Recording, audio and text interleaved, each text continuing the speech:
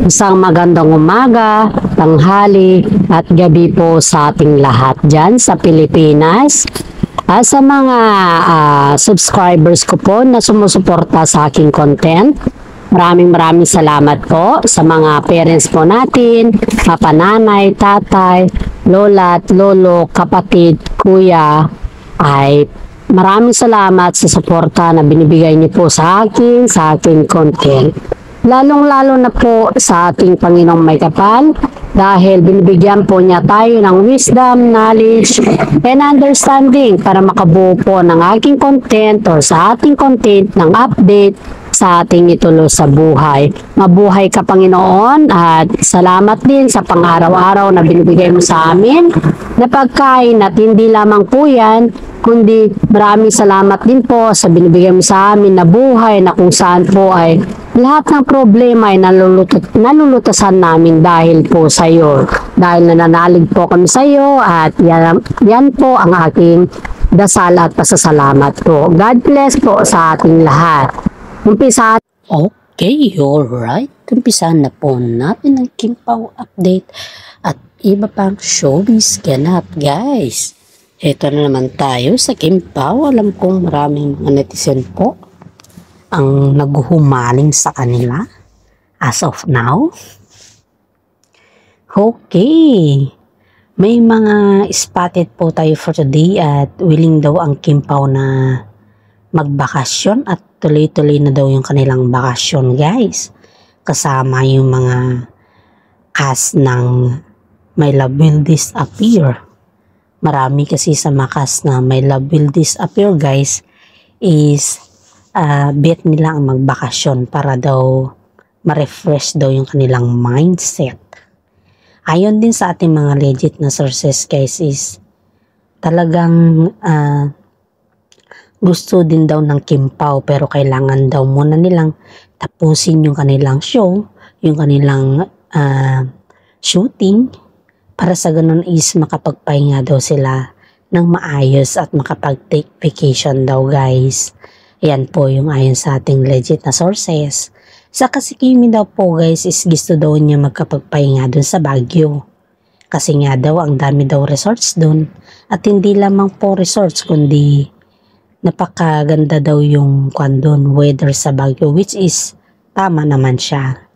Pagdating sa problema sa Baguio, punta ka lang sa Baguio, ang sarap ng hangin dun, refreshing talaga.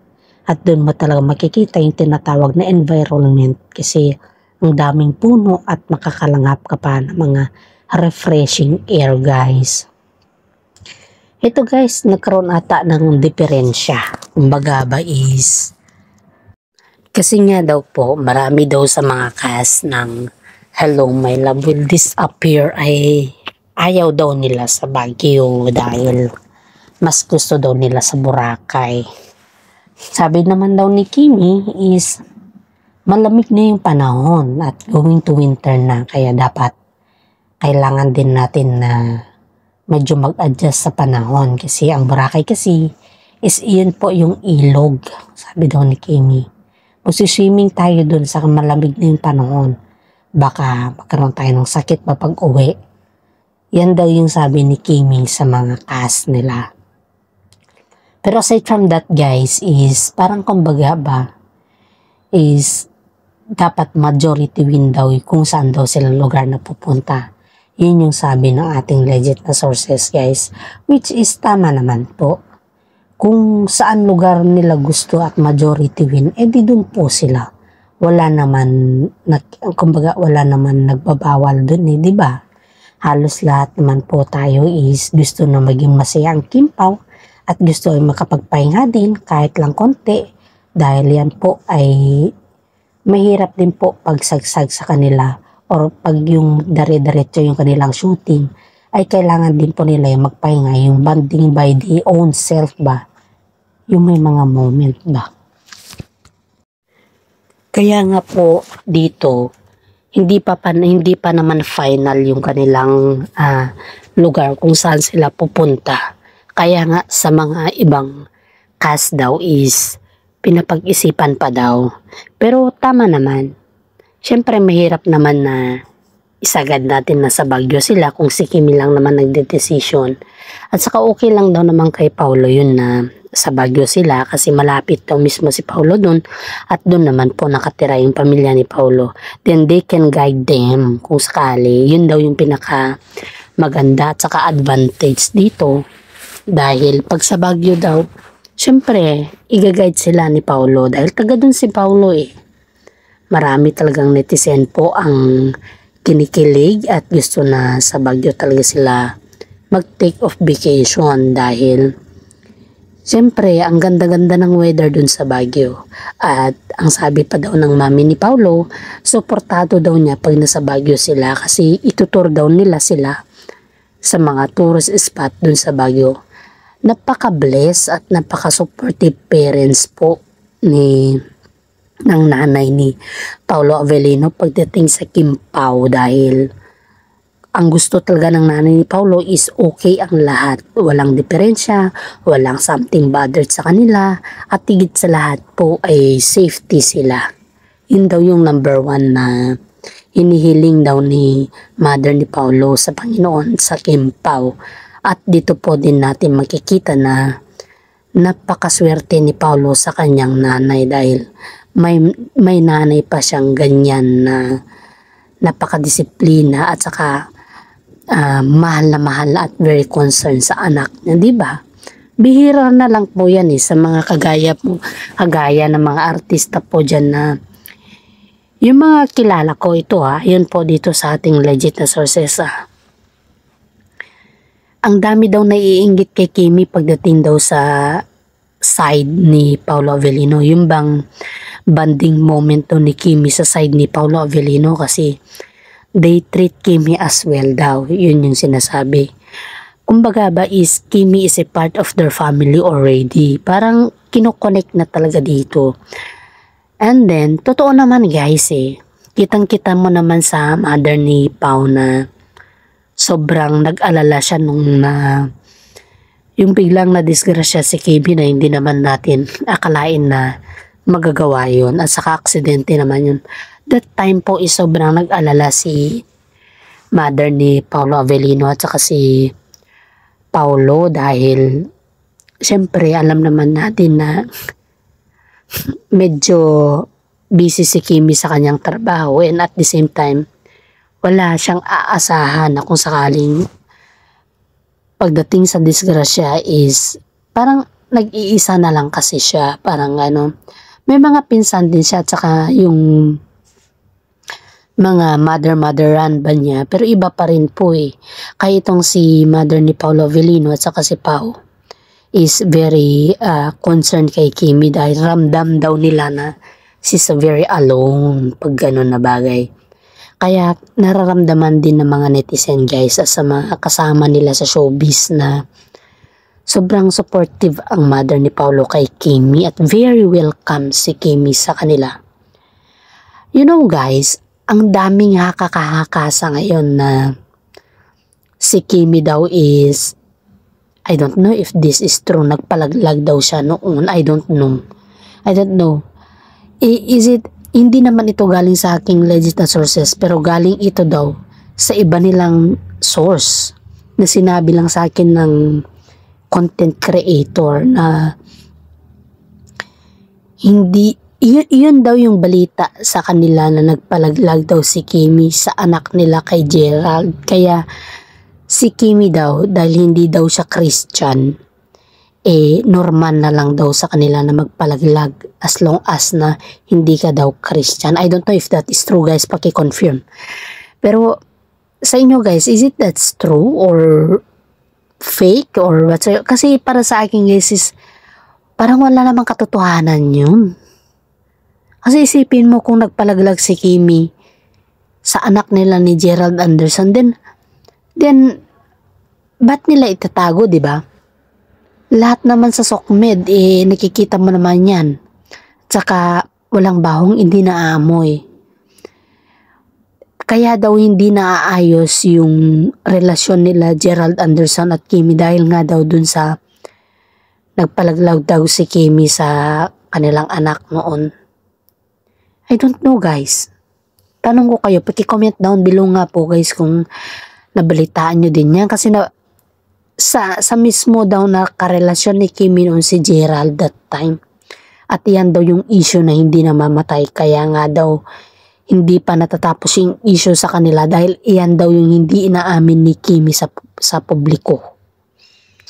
Guys, paki-confirm at saka guys, paki-kuan naman, paki-enlighten us sa mga nakakaalam na issue dyan. Kasi ako, I don't know that issues guys.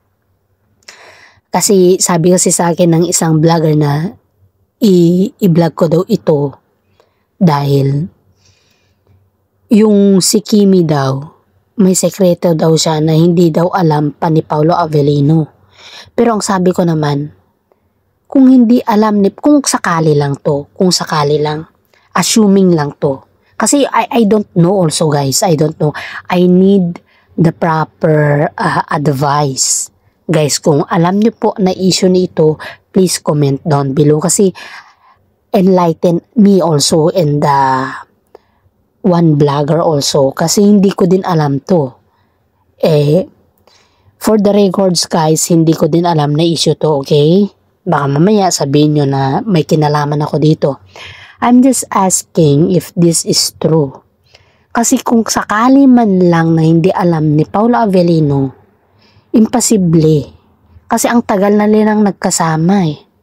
Imposible naman na magkikip naman si Kimi kay Paolo Avellino.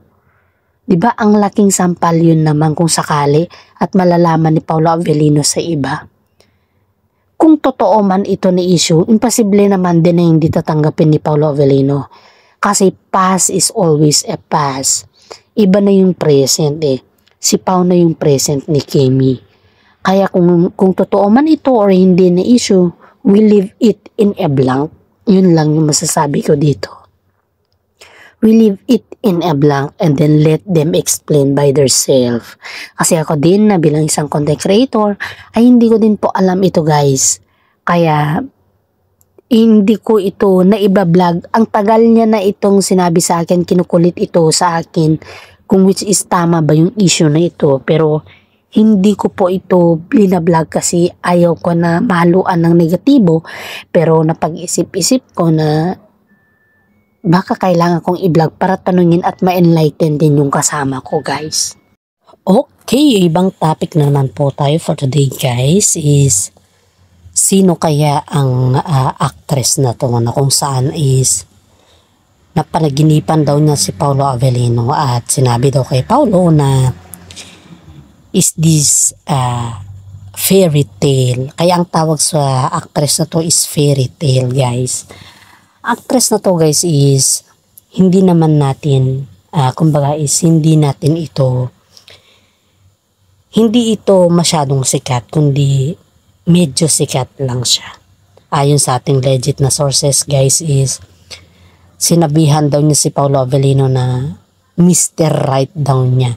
Every time daw na nakikita daw niya si Paolo Avellino is ang sabi daw sa kanya is Mr. Right daw niya si Paolo Avellino. Kaya may mga netizen po dyan na naiinis sa actress na to dahil sinasabihan daw niya na Mr. Right daw niya si Paolo Avellino kahit andyan daw si Kim Chiu. Pero si Kim Chiu po guys is hindi naman siya palaban na tao. Kumbaga ba is alam niya kung biro man yun or hindi.